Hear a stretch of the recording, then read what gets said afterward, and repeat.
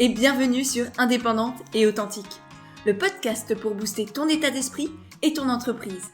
Je suis Pêche et j'accompagne les entrepreneurs à garder un état d'esprit positif et à trouver des clients naturellement.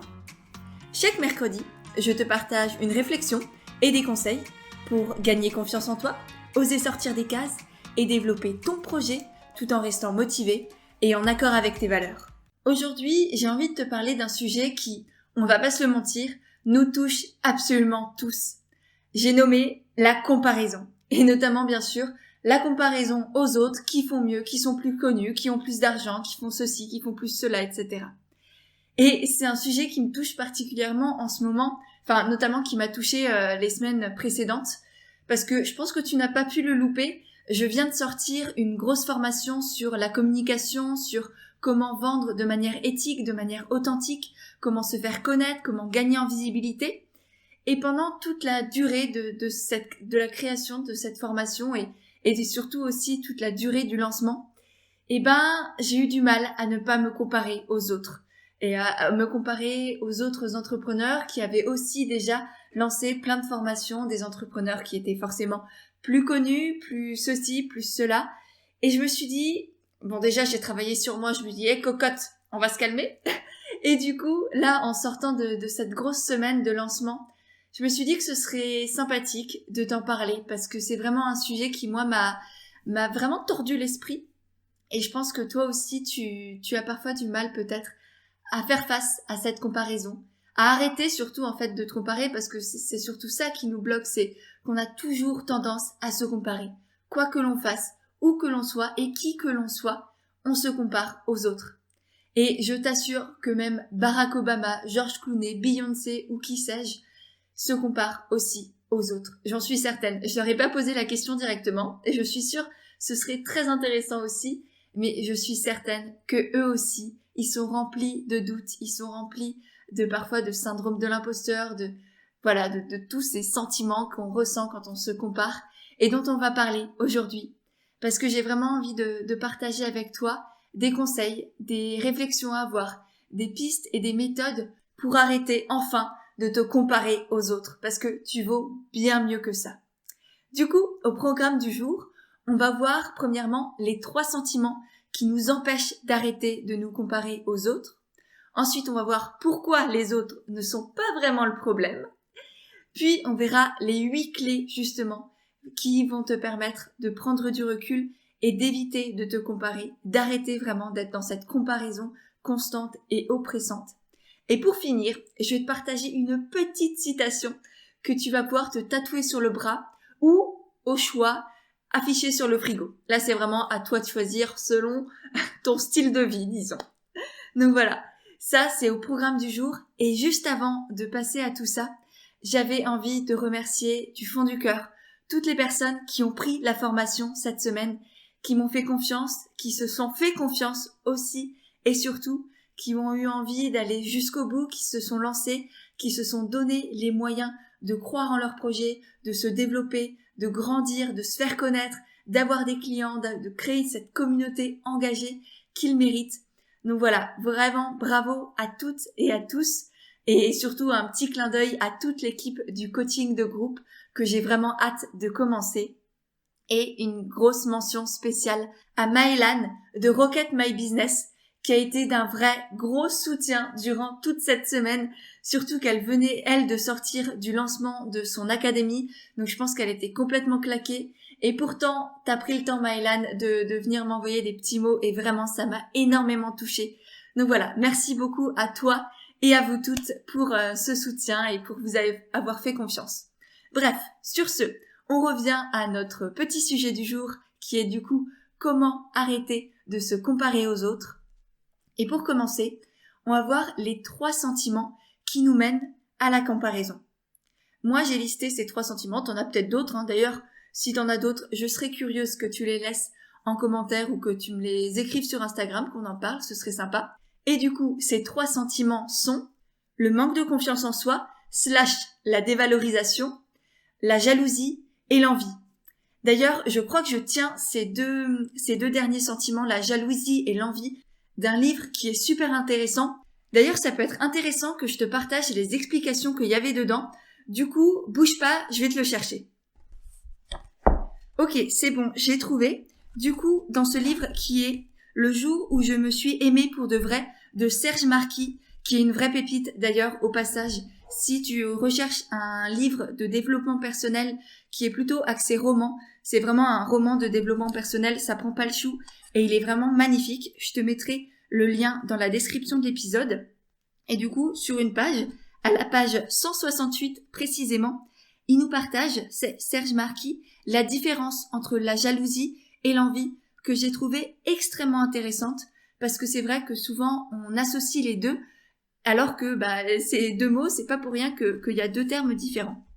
Du coup, dans le livre, il nous dit que la jalousie, c'est la peur de perdre ce que tu as l'illusion de posséder.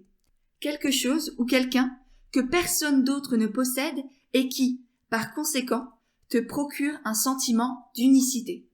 Donc en gros, la jalousie, ça te procure le sentiment d'être quelqu'un qui a quelque chose en plus que les autres n'ont pas, et du coup, ça te donne l'impression d'avoir plus de valeur que les autres. Alors que, à contrario, l'envie, c'est la peur de ne pas avoir ce que quelqu'un d'autre semble déjà posséder. Je souligne d'ailleurs le terme de sembler, donc qui semble déjà posséder. On reviendra sur ce terme par la suite, mais note-le toi dans ta petite tête. Et du coup, l'envie, c'est la peur de ne pas avoir ce que quelqu'un d'autre possède déjà, car l'autre est dans la lumière alors que toi, t'as l'impression d'être juste fondu dans la masse et de ne pas exister. Donc voilà, la distinction entre la jalousie et l'envie. La jalousie, c'est la peur de perdre ce que tu as l'illusion de déjà posséder. Et l'envie, c'est la peur de ne pas avoir ce que quelqu'un d'autre semble déjà posséder. Voilà pour ces petites définitions. Je trouvais ça important de te partager cette distinction entre la jalousie et l'envie, parce que le fait de mettre les bons termes sur ce que l'on ressent, ça nous aide aussi à travailler dessus et à les dégager de notre vie. Pour résumer, les 3 sentiments qui mènent à la comparaison, ce sont donc la jalousie, l'envie et le manque de confiance en soi / la dévalorisation. Même si bien sûr tout est lié puisque souvent la jalousie et l'envie, ça vient aussi d'un manque de confiance en soi en réalité et c'est vraiment quelque chose qu'il faut travailler, notamment quand on est entrepreneur parce que c'est la base de tout, même dans notre vie en règle générale avec nos relations, dans notre vie, même vis-à-vis de soi-même, notre relation avec nous-mêmes, c'est hyper important de se sentir à sa place, d'avoir confiance en soi, de prendre conscience de sa valeur. Et c'est d'ailleurs pour ça que les tout premiers modules de la formation Comme au naturel que je viens de sortir sont focalisés là-dessus. Parce que sinon, tout le reste ne sert à rien. Si t'es entrepreneur, que t'as une super communication, mais que toi, tu crois pas en toi, que tu te sens pas légitime, que tu te sens pas à ta place, ça sert strictement à rien. Donc voilà, c'est pour ça que c'était important pour moi de t'en parler aujourd'hui, d'en parler également dans la formation. Maintenant qu'on a vu les 3 sentiments qui mènent à la comparaison, on va pouvoir passer à pourquoi on se compare et on va voir qu'en fait, c'est pas tant les autres le problème que plutôt notre ego qui en fait toujours qu'à sa tête. Parce qu'en fait, de prime abord, quand on se demande pourquoi est-ce qu'on se compare, souvent on dit que c'est à cause de la société, on est éduqué comme ça, notamment à l'école, on a toujours tendance à se comparer aux autres. Quand on reçoit une note, c'est « Hey, toi, t'as eu combien ? Ah ouais, j'ai eu plus que toi, c'est cool. Ah merde, t'as eu plus que moi, je suis une merde, justement. » Donc, c'est vraiment, effectivement, bien sûr, notre éducation, notre socialisation, tout ce qui fait notre société, etc. Ça nous a aussi forgé cette habitude-là. Mais cette habitude, en fin de compte, si on creuse un peu, elle est aussi et surtout là parce qu'on a un besoin viscéral d'exister. On a envie d'être mis en valeur, on a envie d'avoir de l'importance, on a envie d'être unique et que les autres nous aiment, que les autres nous adulent presque. Enfin, j'abuse peut-être un peu, mais on a ce besoin de se sentir exister par rapport aux autres. Parce que nous-mêmes, on est des êtres sociaux en fait et on est tous pareils. Et faut pas croire que les autres sont complètement barricadés et qu'ils n'ont rien à faire de ce que l'on dit ou de ce que l'on pense d'eux. On est tous les mêmes, on a tous ce besoin d'exister parce que si on remonte à l'ère préhistorique, exister vis-à-vis des autres, c'était être dans sa petite troupe, être dans sa tribu et du coup être protégé. Et on est des êtres sociaux, et si c'est prouvé scientifiquement, des bébés à qui on ne donne pas d'amour, des bébés qui ne sont pas entourés, meurent. Et c'est terrible, et je sais plus de quand date cette expérience, mais elle est assez atroce. Bon, elle date d'il y a plusieurs dizaines, voire peut-être centaines d'années, je ne sais plus. Mais c'est vraiment un fait, on a besoin d'exister vis-à-vis des autres. Donc, c'est pas grave. C'est pas grave de ressentir tout ça, c'est tout à fait normal, c'est tout à fait humain. Il faut juste pas que notre besoin d'exister et que notre comparaison constante nous bouffe la vie, nous empêche de nous réaliser, nous empêche de croire en nos projets et de croire en nous-mêmes. Parce que c'est ça le gros problème de la comparaison. Quand on se compare aux autres, souvent on s'empêche soi-même de réussir, ou du moins d'avoir la sensation de réussite, parce que cette idée de réussite, elle est très subjective et elle est très personnelle. Donc, l'idée c'est simplement de se donner les moyens et de ne pas s'empêcher de se réaliser parce qu'on a l'impression de faire moins bien que les autres. Au contraire, on peut se comparer dans le bon sens du terme pour en faire une motivation, pour s'inspirer des autres au lieu de les copier tout simplement ou au lieu de se dévaloriser et du coup de rester dans l'inaction. Et c'est vraiment ça que j'ai envie que tu fasses toi, et c'est pour ça que maintenant je vais te partager tous ces conseils pour que tu arrêtes de te comparer à outrance et que tu utilises cette volonté de mieux faire, parce que c'est ça aussi se comparer, c'est avoir de l'envie, avoir des ambitions, avoir des rêves, et soit se donner les moyens d'y arriver, soit se mettre soi-même des barrières, se bloquer parce qu'on se dit de toute manière j'abandonne, j'y arriverai jamais parce que les autres sont mieux que moi.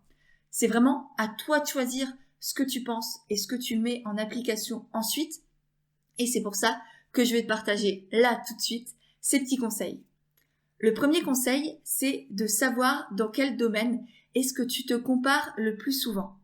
Parce que on a tous des domaines de vie dans lesquels on est plus ou moins confiant, dans lesquels on a plus ou moins de facilité, et d'autres dans lesquels on est dans une comparaison constante, parce que soit on se sent moins légitime, soit on a l'impression qu'il y a beaucoup plus d'enjeux, qu'ils sont beaucoup plus importants pour nous, et du coup on se met soi-même une pression assez importante, voire beaucoup trop importante, pour arriver à faire mieux que les autres, etc. Donc je pense que première étape, c'est important que tu te notes dans quelle situation ou vis-à-vis de quelle personne tu as tendance à te comparer. Une fois que c'est fait, mon deuxième conseil, c'est que tu te demandes si c'est vraiment comparable à ta situation. Si tu te compares à quelque chose ou à quelqu'un qui est à peu près dans la même situation que toi, ou est-ce que tu te compares à quelqu'un qui, entre guillemets, est plus grand ou est déjà beaucoup plus avancé par rapport à toi? Parce que ça aussi, souvent, en fait, on se compare à des personnes qui sont à des milliers de kilomètres de nous, qui sont, par exemple, entrepreneurs depuis des dizaines d'années, alors que toi, tu viens de commencer. Donc, pourquoi est-ce qu'on se compare tous à l'incomparable et qu'on oublie totalement qu'il y a des personnes qui sont, entre guillemets, moins bien que nous ou plus petits que nous ou qui viennent tout juste de démarrer? Parce que si tu es un entrepreneur que tu t'es lancé il y a 1 an, eh ben, il y a des personnes qui viennent tout juste de se lancer et qui se comparent même peut-être à toi. Donc, toi, tu te compares à des entrepreneurs qui ont 10 ans d'expérience, pendant que d'autres se comparent à toi parce que tu es pour eux un peu l'idéal. Et ça, je trouve qu'on n'en a pas assez conscience. On ne prend pas assez souvent de recul sur à qui on se compare et d'où est-ce qu'on vient. Et est-ce qu'il y a des personnes qui potentiellement pourraient se comparer à nous? Est-ce qu'il y a des personnes qui pourraient nous admirer nous? Et je pense que c'est important aussi de prendre conscience de tout ça, parce que on a tous quelque chose en plus que les autres n'ont pas. Et je pense que c'est vraiment important d'en prendre conscience, déjà parce que ça fait du bien à l'ego et qu'on en a tous besoin parfois, et d'autre part aussi pour arrêter de se dire qu'on n'a rien fait, qu'on est toujours nul, qu'on est bon à rien, alors qu'en réalité, on a énormément d'expérience, de compétences, de savoir-être et de savoir-faire que d'autres personnes adoreraient avoir aussi. Donc voilà, prendre du recul et prendre conscience de tout ce que l'on possède déjà en réalité. Ensuite, troisième conseil, c'est de garder toujours à l'esprit que les autres ne montrent que ce qu'ils ont envie de nous montrer, que ce qui les arrange. Et on est tous pareils. Est-ce que toi, sur les réseaux sociaux par exemple, est-ce que tu montres toute ta vie, que ce soit les hauts, les bas, tes réussites, tes difficultés, etc. ou est-ce que tu choisis presque minutieusement ce que tu partages? Alors bien sûr, en fonction des personnes, on partage plus ou moins de notre vulnérabilité, de nos hauts, de nos bas. Mais néanmoins, on choisit tous ce que l'on montre aux autres. Et les personnes que tu admires, les personnes que tu envies et à qui tu te compares, c'est exactement pareil.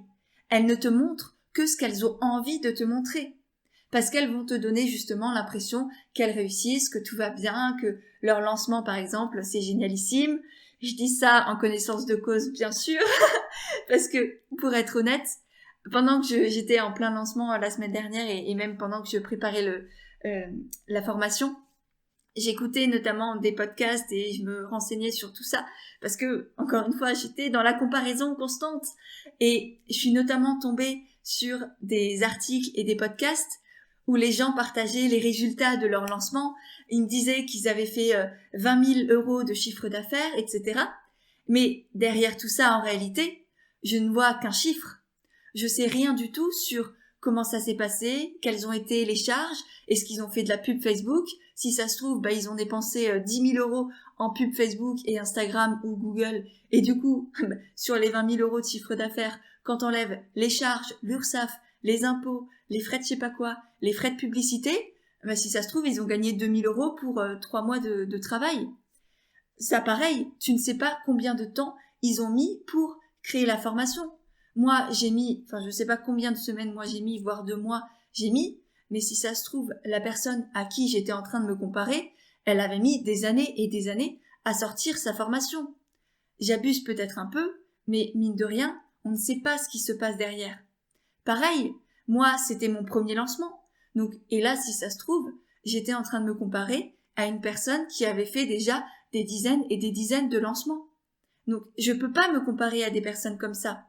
Elle ne me montre qu'un chiffre que je sais même pas d'ailleurs s'il est vrai. Donc, là encore, même ce que l'on te montre, tu n'es pas sûr de la véracité de tout ça.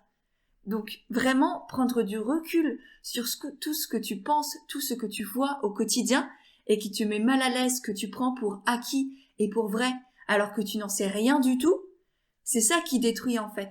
Et vraiment, essaye de prendre à chaque fois que tu vois quelque chose qui te paraît indubitable, remets-le en question. Pose-toi des questions. Je le répéterai jamais assez, mais se poser des questions, c'est juste la base. Et c'est comme ça qu'on trouve des réponses. C'est comme ça qu'on avance. C'est en se posant des questions. Bref, je m'embarque peut-être un peu trop.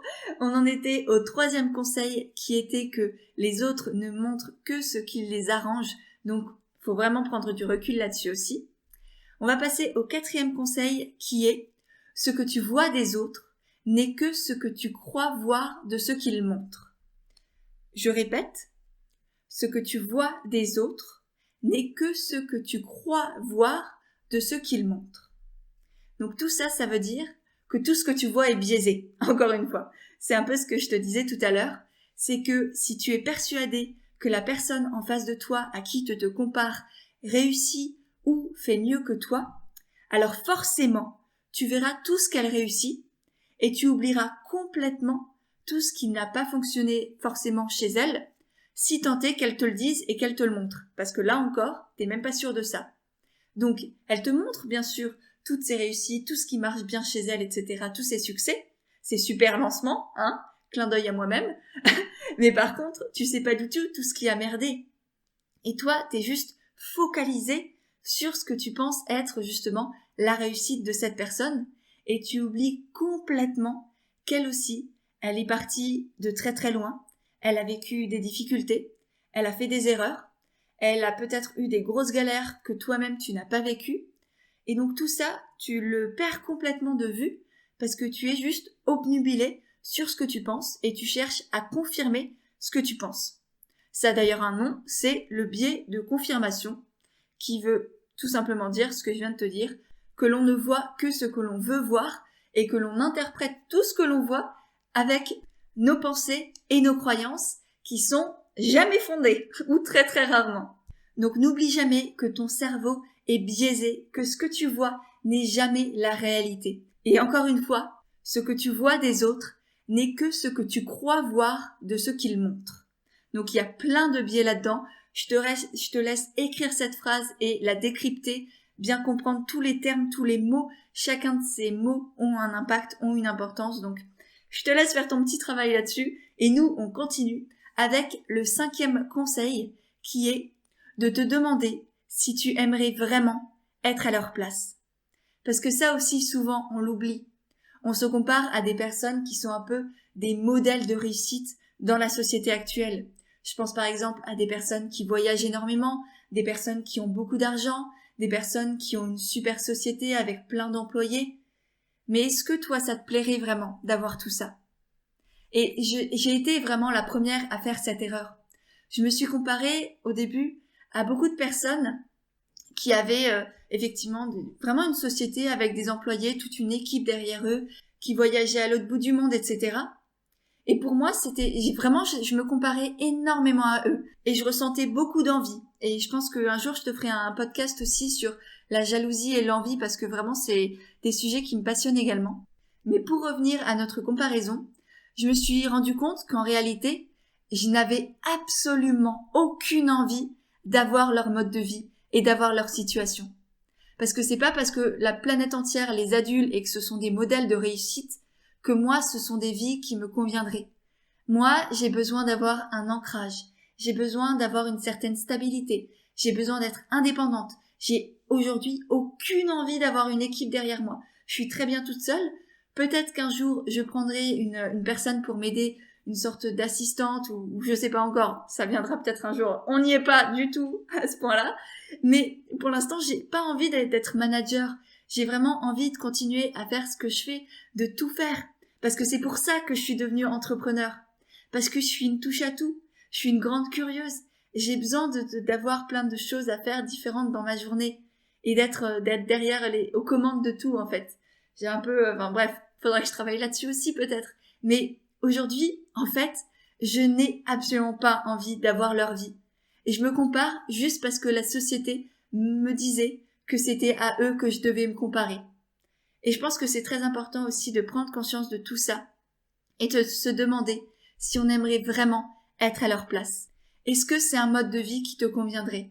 Est-ce que ce serait en accord avec tes besoins, avec tes valeurs, avec ta personnalité?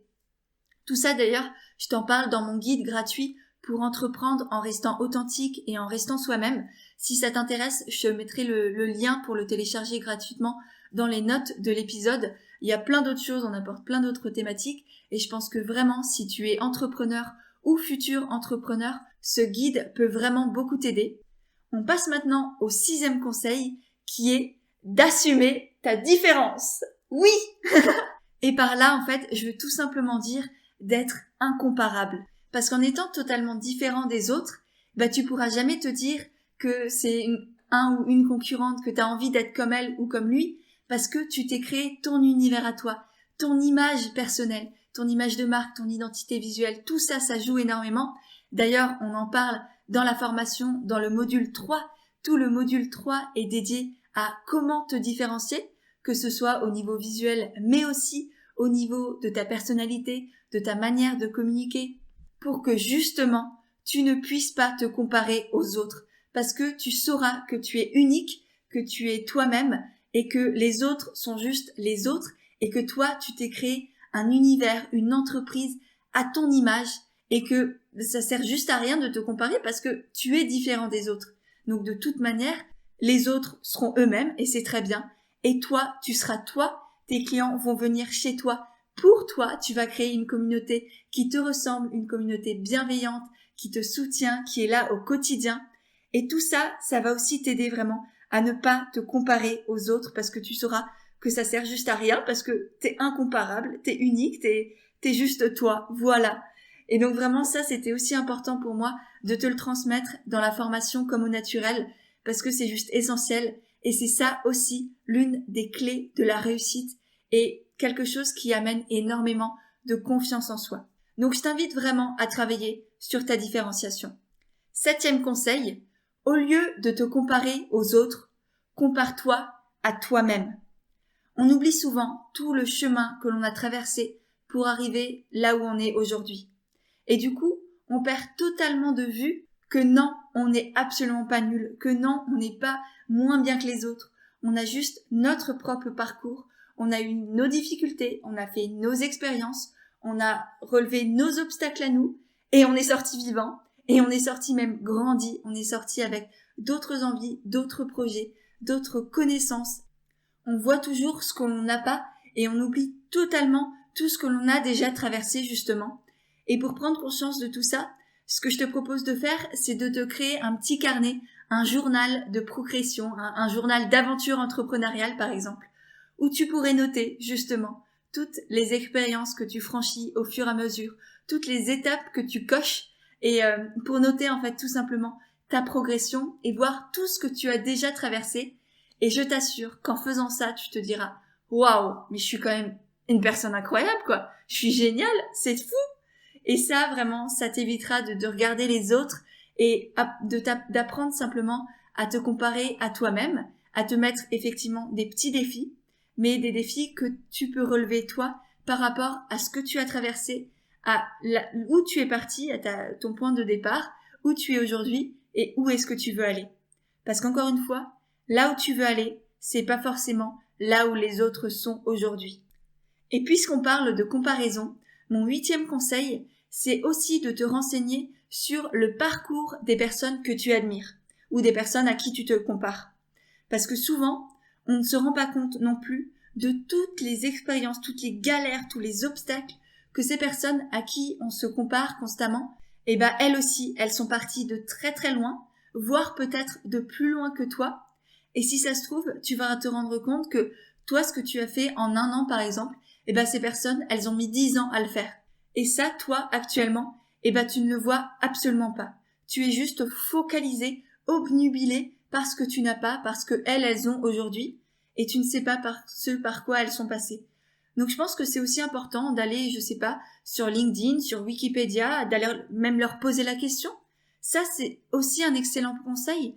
Pose des questions, même si c'est des personnes qui ont des millions de followers sur Instagram, ou qui sont Barack Obama ou George Clooney ou je sais pas qui. Bon, je te dis pas que tu auras forcément une réponse, mais si c'est une personne qui a, je sais pas, peut-être 5000 abonnés sur Instagram ou qui tient un journal en ligne, enfin je sais pas à qui tu te compares, mais la plupart des gens sont en réalité totalement accessibles et on se fait souvent toute une montagne, on se dit que ce sont des personnes inaccessibles alors qu'en réalité, ce sont juste des êtres humains. Alors peut-être qu'effectivement, ils n'auront pas le temps de répondre, ou ils vont pas voir ton message, etc. Ou peut-être que ce sera un de leurs assistants qui va te répondre, j'en sais rien. Mais au moins déjà, tu auras fait la démarche, ça va te faire du bien à toi de faire cette démarche-là. Et puis, qui sait, tu auras peut-être quand même un jour la réponse. Et grâce à cette réponse, en prenant conscience de tout leur parcours et de toutes les difficultés et de tous les succès aussi qu'ils ont eus, ça va te montrer aussi ce par quoi tu peux passer. Ça va te donner des idées de ce que toi aussi tu peux peut-être mettre en place si tu as vraiment envie d'avoir leur style de vie ou d'atteindre ce que eux ont réussi à développer. Parce qu'encore une fois, c'est pas forcément le cas. Et là, je te renvoie au conseil de tout à l'heure. Donc voilà, c'était tous mes conseils. Et maintenant, j'ai une petite citation de notre cher Albert Einstein à te partager qui dit « Tout le monde est un génie. Mais si on juge un poisson sur sa capacité à grimper à un arbre, il passera sa vie à croire qu'il est stupide. » Je répète, tout le monde est un génie. Mais si on juge un poisson sur sa capacité à grimper à un arbre, il passera sa vie à croire qu'il est stupide. En gros, si je dois traduire cette citation, c'est qu'on a tous un talent. On est tous différents et que du coup, ça ne sert absolument à rien de se comparer aux autres. Parce que justement, on a tous un truc en plus, on a tous un truc qui nous rend unique. Et ce petit truc, il est différent pour chacun de nous. Donc, c'est juste impossible et complètement stupide de se comparer aux autres. Parce que on a un truc en plus que les autres n'ont pas. Et les autres ont également des choses en plus que nous n'avons pas. Et c'est pas grave. Et c'est comme ça. Il faut juste l'accepter, développer et prendre conscience de notre talent, de notre valeur, de ce petit truc en plus que nous on a, et l'accepter, l'assumer, le mettre en avant, et être fier de soi. Et tout ça, pareil, je te partage aussi des petites astuces dans mon guide pour entreprendre en restant soi-même, que pareil tu trouveras toujours dans les notes de l'épisode. Donc je te conseille, si c'est pas encore fait, d'aller le prendre. Sur ce, on en a presque fini avec l'épisode du jour. Je voudrais juste te résumer du coup tous les conseils que je t'ai partagés pour arrêter de se comparer aux autres. Le premier, c'est de savoir dans quel domaine est-ce que tu te compares. Ensuite, qu'il fallait arrêter de te comparer à l'incomparable et prendre conscience qu'il y a sûrement des personnes qui t'admirent toi et qui se comparent à toi. Ensuite, le troisième conseil, c'était de ne pas oublier que les gens ne montrent que ce qui les arrange et qu'on fait tous pareil. Ensuite, en lien avec ça, c'était que tu ne vois des autres que ce que tu crois voir de ce qu'ils montrent. Donc là, les biais, ils s'accumulent dans ta tête et tu ne vois absolument pas la réalité. Le cinquième conseil, c'était de te demander si tu aimerais vraiment être à la place des personnes à qui tu te compares. Sixième conseil, c'était d'assumer ta différence pour être incomparable. Septième conseil, c'était de te comparer à toi-même au lieu de te comparer aux autres. Et pour finir, je t'ai proposé de te renseigner sur le parcours des personnes que tu admires et à qui tu te compares pour voir tout leur cheminement et prendre conscience que toi aussi, si tu le désires, tu peux y arriver. J'espère que cet épisode t'a plu. Si c'est le cas, n'hésite pas à le partager sur Instagram en faisant une capture d'écran, en le partageant en story et en me taguant. Ça me permettra de le voir et de te repartager à mon tour. Et bien sûr et surtout, n'oublie pas de mettre des petites étoiles sur Apple Podcast ainsi qu'un commentaire parce que c'est vraiment ça qui m'aide le plus à grandir et à faire connaître le podcast et à aider de plus en plus de personnes. Donc voilà, je te remercie par avance. Et peut-être que je te ferai un petit clin d'œil mercredi prochain pour le nouvel épisode d'Indépendante et Authentique.